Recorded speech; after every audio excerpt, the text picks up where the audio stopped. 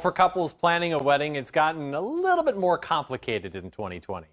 Thankfully, there's already a ton of great advice out there for couples who, want to move forward with their celebration. Joining us live from the Wedding Guys is Matthew Trettel. Nice to see you, Matthew. Good morning. So much has changed in the last 6 months, but couples, we know, they are finding ways still to say, I do. So what kind of ways are they doing that?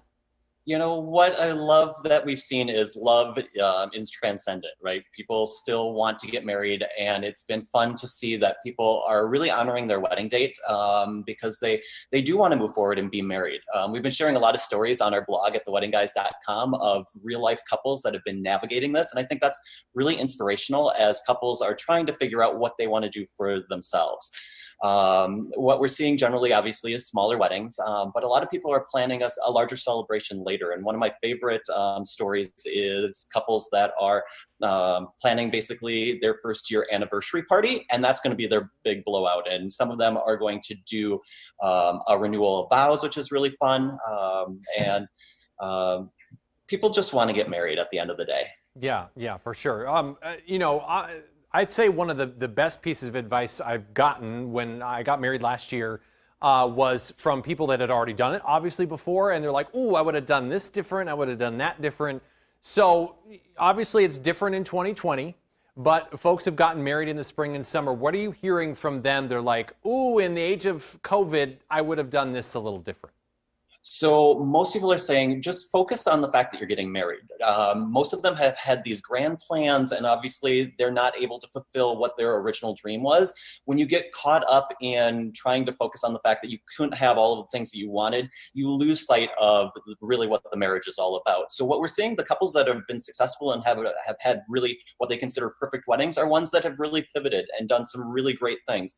Kaylin shared her story where she was having her wedding originally in Duluth. It was going to be a grand celebration. They ended up having a smaller wedding in Forest Lake for around 100 people. It was much more casual. She said it was perfect though because they really focused on their marriage and not just the party. Yeah, that is very good advice. And so for couples maybe planning a wedding this fall or in the winter, what are some other suggestions? Those were excellent, but maybe for those seasons. So what we're seeing a lot of couples doing is backyard weddings through the fall. That seems to be the most popular thing. And there's lots of really great options out there, whether it's you bring in a food truck or you work with a local caterer to be able to facilitate that.